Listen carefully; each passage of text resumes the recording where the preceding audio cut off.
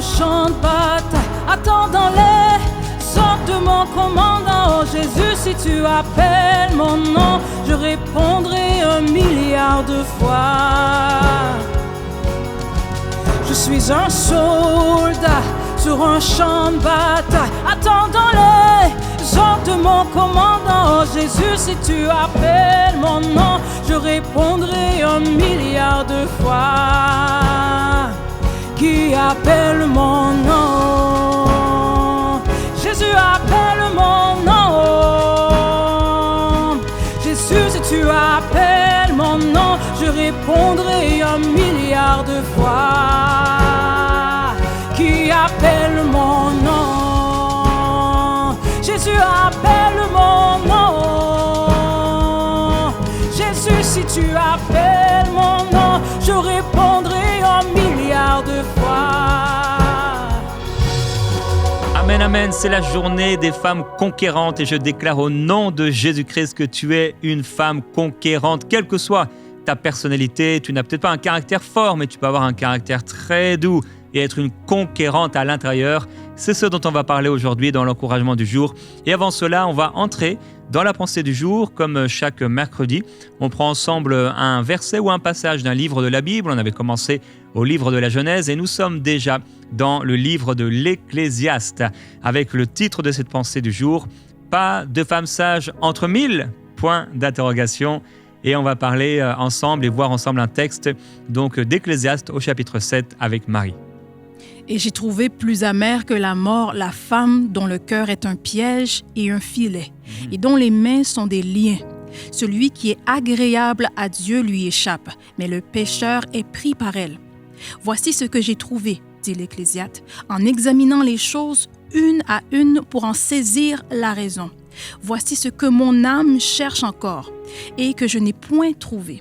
J'ai trouvé un homme entre 1000, mais je n'ai pas trouvé une femme entre elles toutes. Oh, alors voilà un texte particulier, merci Marie.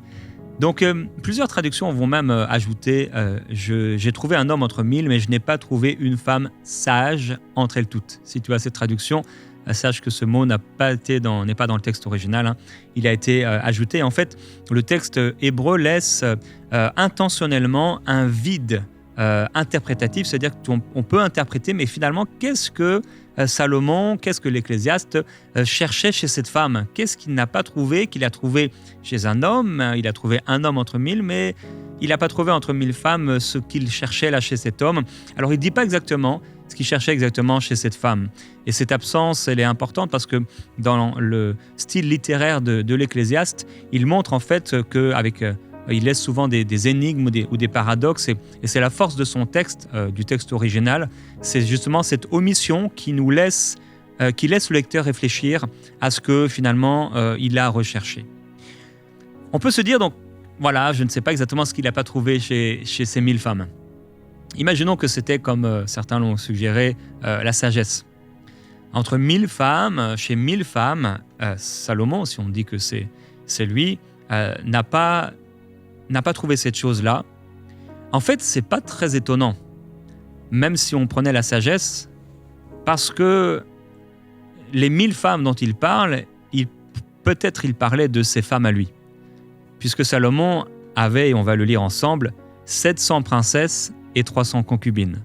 Mais le problème, c'est que ces 1000 femmes ne marchaient pas avec Dieu. N'étaient pas des femmes qui marchaient avec Dieu. On lit ce texte et je vais commenter avec Marie dans 1 Roi, chapitre 11, verset 1. Le roi Salomon aimait beaucoup de femmes étrangères, outre la fille du Pharaon, des Moabites, des Amobites, des Édomites, des Sidoniennes et des Étiennes. Appartenant aux nations dont l'Éternel avait dit aux enfants d'Israël, « Vous n'irez point chez elles, et elles ne viendront point chez vous. Elles tourneraient certainement vos cœurs du côté de leur Dieu. » Ce fut à ces nations que s'attacha Salomon, entraîné par l'amour. Il eut 700 princesses pour femmes et 300 concubines, et ces femmes détournèrent son cœur. À l'époque de la vieillesse de Salomon, ces femmes inclinèrent son cœur vers d'autres dieux, et son cœur ne fut point tout entier à l'Éternel, son Dieu, comme l'avait été le cœur de son père David. Salomon alla après Astaré, divinité des Sidoniens, après Milcom, l'abomination des Ammonites. Et Salomon fit ce qui est mal aux yeux de l'Éternel, et ne suivit point pleinement l'Éternel, comme David son père. Alors Salomon bâtit sur la montagne qui est en face de Jérusalem un haut lieu pour Kémosh, l'abomination de Moab, et pour Moloch, l'abomination des fils d'Ammon. Et il fit ainsi pour toutes ces femmes étrangères qui offraient des parfums et des sacrifices à leur Dieu. Amen, merci beaucoup Marie. Alors j'ai voulu afficher une autre traduction pour ceux qui ont lu. Vous avez vu, il y a certains changements qui nous donnent un peu plus de détails. L'abomination, donc l'abominable Dieu.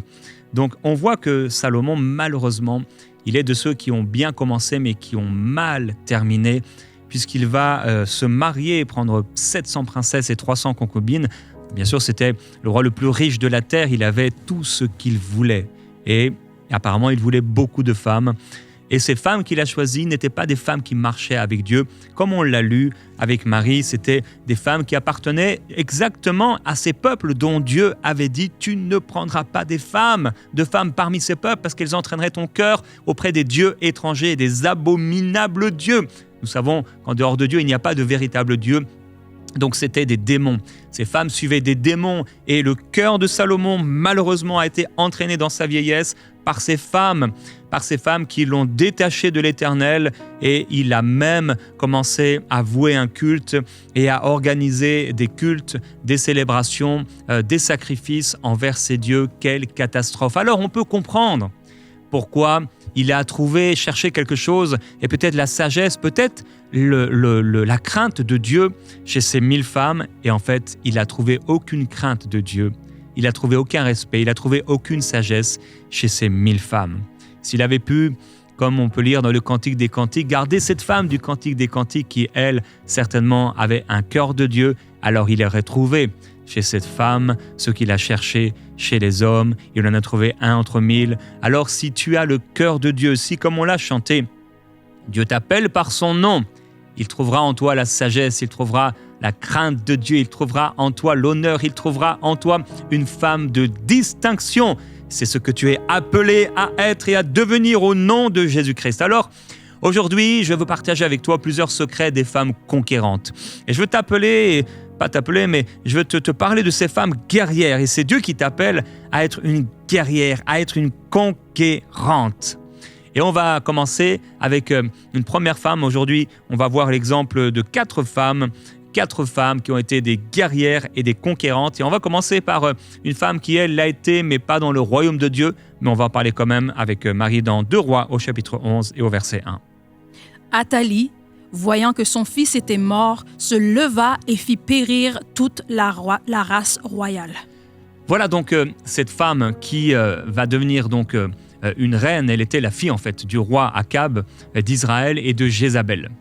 Et cette femme, après la mort de son fils, le roi Akazia de Juda, elle va prendre le pouvoir en éliminant donc tous les héritiers potentiels du trône. Parfois on voit ça dans des films, et même ses propres petits-enfants.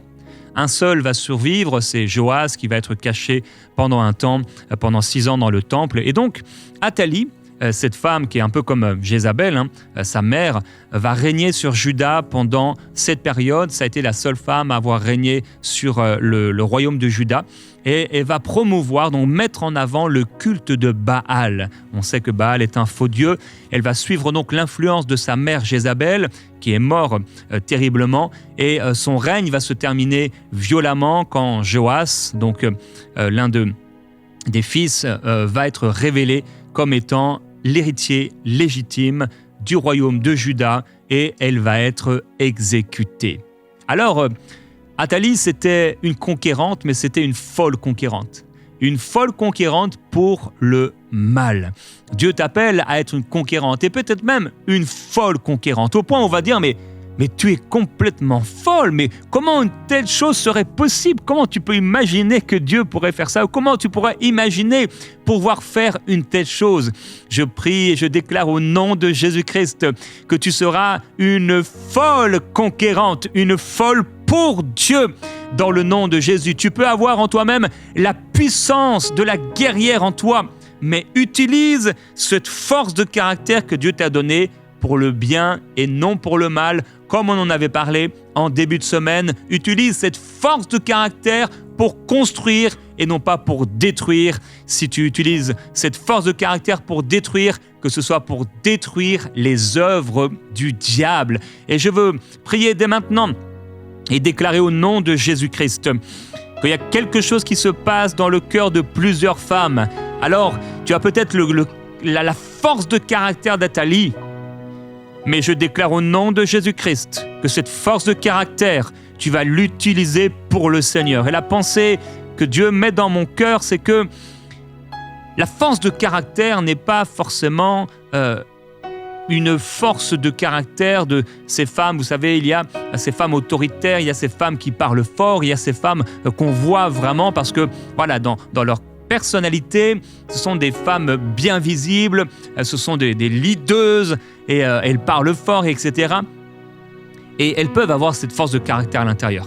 Mais tu peux aussi être une de ces femmes, une de ces sœurs qui est toute douce et tu as une toute petite voix. Et quand tu parles, on est obligé de vraiment d'entendre notre oreille pour vraiment bien entendre ce que tu es en train de dire.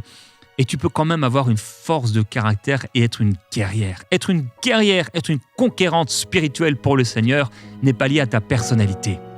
Tu peux être toute douce, mais à l'intérieur, tu es une lionne. Tu es une lionne et tu ne lâcheras pas. Au nom de Jésus-Christ. Je connais ce genre de femmes. Il peut y avoir des femmes déterminées. Vous savez, ce sont des lionnes. Elles sont lionnes à l'extérieur et lionnes à l'intérieur. Il y en a qui sont juste lionnes à l'intérieur. C'est suffisant. Alors qu'au nom de Jésus-Christ, Dieu puisse lever, pas des Athalie pour le mal, mais des Athalie pour le bien. Deuxième femme dont on peut parler, c'est Esther. Esther, bien sûr, on lit son livre et son histoire dans le livre d'Esther. Et avec Marie, on va lire un petit passage de son livre dans le chapitre 4 d'Esther. Va, rassemble tous les Juifs qui se trouvent à Suse et jeûnez pour moi, sans manger ni boire pendant 3 jours, ni la nuit, ni le jour. Moi aussi, je jeûnerai de même avec mes servantes. Puis j'entrerai chez le roi, malgré la loi. Et si je dois périr, je périrai. Mardochée s'en alla et fit tout ce qu'Esther avait ordonné. Oui, alors c'est ce que Esther va envoyer dire à Mardochée qui va faire selon ce qu'elle a dit. Esther, c'est donc cette jeune femme juive. Son nom hébreu était Hadassah. Et donc elle vivait en Perse et elle va devenir reine en épousant le roi Assuérus. Et quand Aman, qui est un haut fonctionnaire, va planifier l'extermination du peuple juif, nous connaissons l'histoire, Esther va utiliser sa position avec intelligence et avec courage. Elle va risquer sa vie en se présentant devant le roi, qui ne l'a pas appelée depuis longtemps d'ailleurs. Peut-être avait-il un problème avec elle, c'est en tout cas ce qu'elle aurait pu penser. On sait qu'il n'y avait pas. Et sans être convoqué, ce qui était passible de mort, personne ne pouvait se présenter devant le roi sans en avoir l'autorisation, sans quoi il pouvait mourir sur place. Tué sur place, juste parce qu'il s'était présenté auprès du roi. Waouh, quelle autorité! Et sa stratégie va réussir. Elle va se présenter devant le roi après ce temps de jeûne et de prière. Elle va organiser, donc risquer sa vie déjà de se présenter auprès du roi. Et puis, elle va révéler au moment opportun son identité après avoir organisé 2 banquets stratégiques. Et sa stratégie, justement, va réussir. Aman va être pendu sur la potence qu'il avait dressée pour Mardochée, qui était le cousin donc d'Esther, et les Juifs vont recevoir le droit même de se défendre. Et ces événements sont commémorés dans la fête qu'on appelle la fête de Pourim. Cette femme Esther, et c'est l'un des secrets de ces femmes conquérantes, c'est qu'elles n'ont pas peur. On l'avait vu, non seulement de prendre des risques, mais elles n'ont pas peur de même s'il le fallait donner leur vie. Elles risquent leur vie. On avait parlé de ces femmes qui prennent des risques d'être jugées, risquent d'être méprisées, mais elle va risquer même sa propre vie. Qu'au nom de Jésus-Christ, qu'on puisse trouver encore dans cette génération des Esther qui sont tellement déterminées, qui sont des conquérantes, mais conquérantes pas par les armes, pas par l'épée, pas de manière charnelle, pas de manière humaine. Je déclare au nom de Jésus-Christ que tu es une conquérante, mais pas avec les armes charnelles. Pas avec des coups de poing, pas avec des violentes paroles, pas avec des cris, pas avec les choses que le monde utilise, mais par le jeûne et par la prière, par la parole de Dieu. Je déclare dans le nom de Jésus-Christ que Dieu t'a donné et t'a rempli du Saint-Esprit et que tu es capable de te mettre à part. Et alors que tu te mets à part, c'est une guerre spirituelle dans laquelle tu entres. Ce n'est pas une guerre comme la guerre des hommes. Ce n'est pas une guerre humaine, c'est une guerre spirituelle. Elle est profondément plus importante, plus élevée, plus puissante. Car tout a commencé dans l'esprit. Et quand tu te mets à part dans la prière, quand tu te positionnes dans la prière, et quand tu pries et que tu jeûnes, tu es en train d'entrer dans le combat, tu es en train d'entrer dans ce champ de bataille. Et dans ce champ de bataille, le Seigneur te donne la victoire. Il te donne la victoire. J'aimerais qu'on reprenne ce chant avant d'aller et de parler de 2 autres femmes. Que ce soit au nom de Jésus-Christ un appel pour plusieurs femmes. Tu es comme Esther, il y a un problème dans ta vie, il y a un danger pour tes enfants, peut-être il y a un danger dans une situation particulière. Et le Seigneur t'appelle par ton nom à te lever. Et alors que Marie chante, je t'encourage à déclarer avec elle la parole de Dieu, à te lever avec autorité, à te lever avec détermination. Avec ce chant, il y a une onction, et avec cette onction, quelque chose qui va entrer en toi et produire en toi le vouloir et le faire et la capacité. En lui, tu as la capacité, en lui, tu as tout pleinement, en lui, tu es plus que vainqueur, ma sœur. Et pendant ce temps de chant, la puissance du Seigneur va descendre. Il y a quelque chose qui va se manifester par le Saint-Esprit, ma sœur. Reçois-le, ne bloque rien, mais entre dans ce que le Seigneur veut faire et laisse-toi posséder par le Saint-Esprit, posséder par l'Esprit de victoire au nom de Jésus-Christ.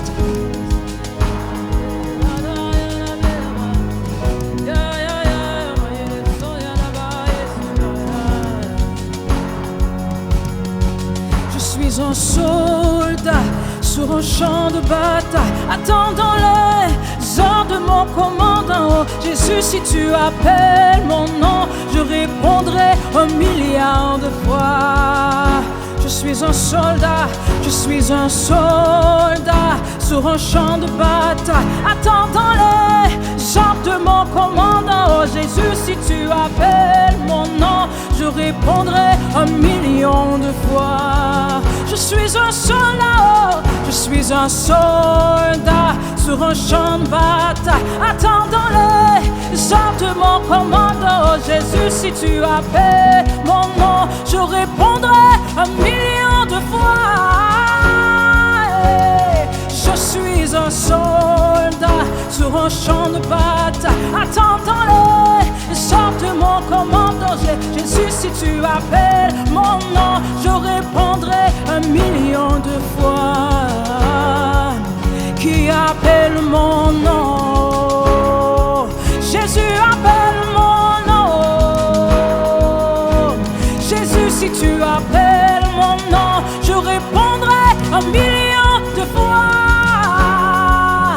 Qui appelle mon nom? Jésus appelle mon nom. Jésus, si tu appelles mon nom, je répondrai 1 million de fois. Qui appelle mon nom? Jésus appelle mon nom. Jésus, si tu appelles mon nom, j'accourrai 1 million de fois. Qui appelle mon nom? Jésus appelle mon nom. Jésus, si tu appelles mon nom, je répondrai 1 million de fois. Alléluia, nous déclarons la puissance du Seigneur sur toi, ma sœur. Alléluia, toi qui te sens fragile et incapable de te lever. Alléluia, la puissance du Seigneur est là et le Seigneur te revêt. Alléluia, ma sœur, tu as été fatiguée, tu as donné beaucoup dans le combat. Mais dans ce combat, il y a beaucoup de tes forces personnelles. Tu as voulu bien faire et tu as donné tout ce que tu avais pu dans ce combat. Mais le Seigneur ressuscite en toi maintenant une puissance qui n'est pas la puissance de la femme que tu es, mais qui est la puissance de son esprit en toi. Père, je te glorifie et je te loue. Tu fais de cette femme, tu fais de cette sœur une femme conquérante dans ton armée. Selon qu'il est écrit dans ta parole, tu dis une parole, et ces messagères de bonnes nouvelles forment une grande armée. Je déclare, Seigneur Jésus-Christ, que tu relèves ma sœur à l'intérieur. Quelque chose de nouveau se passe dans son esprit et elle est capable de se lever avec détermination, avec une force nouvelle, surnaturelle, dans le nom de Jésus-Christ. Alléluia. Merci Seigneur. Merci Seigneur. Alors, il y a une troisième femme dont j'aimerais parler, la reine de Saba. Cette femme donc était une femme importante qui possédait beaucoup et on lit dans 1 Roi chapitre 10 verset 1 lorsqu'elle s'est approchée de Salomon. La reine de Séba apprit la renommée que possédait Salomon à la gloire de l'Éternel et elle vint pour l'éprouver par des énigmes. Amen. Alors voilà la reine de Séba ou de Saba selon les traductions qui correspondent au Yémen actuel. Elle va donc aller auprès de Salomon pour tester la sagesse avec des énigmes comme on l'a lu. Et elle va venir avec une immense caravane chargée d'or, d'épices, de pierres précieuses. Et après avoir échangé avec Salomon et quand elle va constater sa sagesse, elle va lui faire des cadeaux somptueux. Pour être reine et pour être reine de Séba ou de Saba, eh bien, il fallait plutôt être déterminé. Il fallait avoir le cœur bien accroché. Pour être reine, tu dois avoir le cœur bien accroché. Tu dois être déterminé. Tu dois être forte à l'intérieur. Alors, notre personnalité, c'est ce que nous sommes, vraiment. On peut avoir une personnalité vraiment remplie de détermination. On peut avoir une personnalité assez douce. On peut avoir des traits de caractère aussi qui vont nous caractériser, justement. Et je l'ai dit et je le répète, c'est pas forcément ce que tu vas exprimer à l'extérieur qui montre la force que tu as à l'intérieur. Là où tu vas exprimer ta force intérieure, c'est par tes choix. C'est par tes paroles parfois douces et empreintes de sagesse. C'est par tes prières. Je déclare au nom de Jésus-Christ que comme la reine de Saba, tu es capable de tenir un rôle important dans la prière. Tu es capable également, et c'est l'un des secrets de ces femmes conquérantes, elles ne se laissent pas berner. Elles vont vérifier, comme ceux de Béré à l'époque, si ce qu'on leur dit est vrai. Elle a été vers Salomon pour voir est-ce que c'est vrai. Cette reine ne se fait pas avoir, et je déclare au nom de Jésus-Christ que tu ne vas pas te faire avoir, tu es une conquérante. Tu ne vas pas te faire dominer par l'ennemi.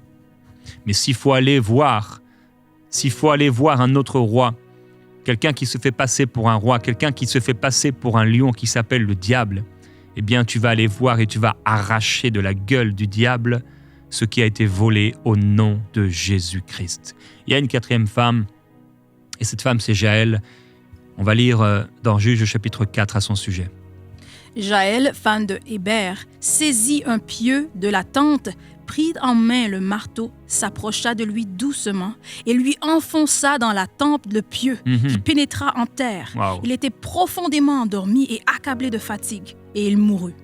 Comme Barak poursuivit Sisera, Jaël sortit à sa rencontre et lui dit « Viens et je te montrerai l'homme que tu cherches. » Il entra chez elle et voici, Sisera était étendu mort, le pieu dans la tempe. Waouh, quelle histoire. Alors Jaël ou Yaël, selon les traductions, elle va devenir célèbre dans un moment crucial de l'histoire d'Israël. Et quand Sisera, qui était donc général de l'armée cananéenne, est là en déroute et il va chercher refuge dans la tente de cette femme. Oh, que le diable n'entre pas dans ta tente parce que ça va lui coûter cher. Que le démon n'entre pas dans ta tente car ça va lui coûter cher. Que l'oppression, que la maladie n'entre pas dans ta tente, dans ta maison, au nom de Jésus-Christ chez tes enfants, parce que ça va lui coûter cher à cause de la force de foi, force de caractère, la détermination de foi que Dieu t'a donnée et qui va se manifester, se révéler dans la prière. Cette femme va prendre ce marteau, et va enfoncer dans la tempe de cet homme qui était un ennemi de Dieu, le pieux qui va pénétrer en terre. Mais imaginez quelle détermination, avec quelle force elle a fait cela. Et quand Sisera va être endormie, elle va donc planter cela dans sa tempe et son acte va accomplir justement la prophétie de Déborah qui avait prédit que Sisera tomberait aux mains d'une femme. 4 femmes, 4 guerrières. Athalie va utiliser la force directe et militaire pour prendre le pouvoir. Esther, elle, va utiliser la diplomatie et sa position officielle. La reine de Saba va exercer un pouvoir légitime et reconnue de reine. Et Jaël, qui elle n'a aucun statut officiel, elle n'est pas connue, mais elle va changer le cours de l'histoire par une action opportuniste. Comme à l'époque de David et de Saül, lorsque Saül va faire ses besoins dans la grotte et David est là dans la grotte. Le Seigneur permettra parfois au diable, à tes ennemis de pouvoir flancher devant toi.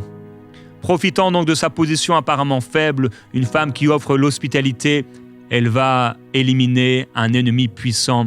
Et je déclare dans le nom du Seigneur Jésus-Christ que là où le diable a cru voir chez toi une femme faible, là où l'ennemi a cru voir chez toi une femme faible, là où même parfois des hommes, des gens ont vu chez toi une femme faible et insignifiante, la puissance du Seigneur est sur toi, ma sœur, et l'onction du Saint-Esprit pour remporter de grandes victoires et de grandes batailles. Et tu vas te lever dans la prière. Ta victoire, elle se situe dans la prière. Ton arme, c'est la prière. Ton arme, ce n'est pas comme à l'époque un marteau. Ton arme, ce n'est pas un pieu, mais ton arme, c'est la parole de Dieu. C'est l'épée de l'Esprit. C'est l'épée de l'Esprit dans ta main. C'est l'épée de l'Esprit dans ta bouche. Alors ma sœur, oui, alors que tu es appelée par le Seigneur, déclare au nom de Jésus-Christ que tu es un soldat dans l'armée du Seigneur. Déclare la parole de Dieu. Et même si tu n'as aucun statut officiel, sois une battante. Non pas comme Athalie pour le mal, mais une battante pour le bien. Je déclare que tu es une guerrière spirituelle. Je déclare que tu es une conquérante. Je déclare que tu es une battante au nom de Jésus.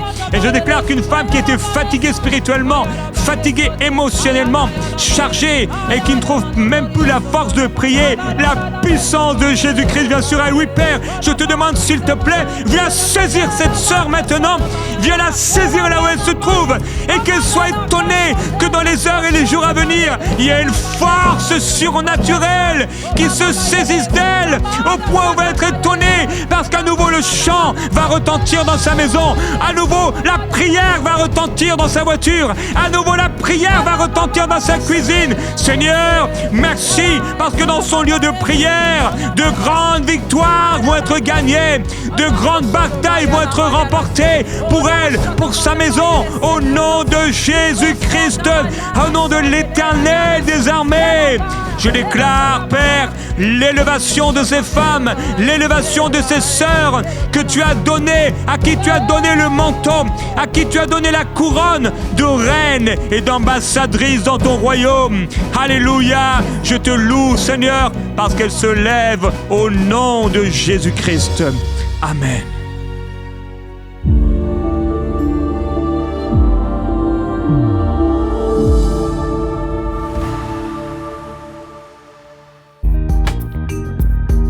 Merci à tous nos précieux partenaires, grâce auxquels cette émission a pu être réalisée.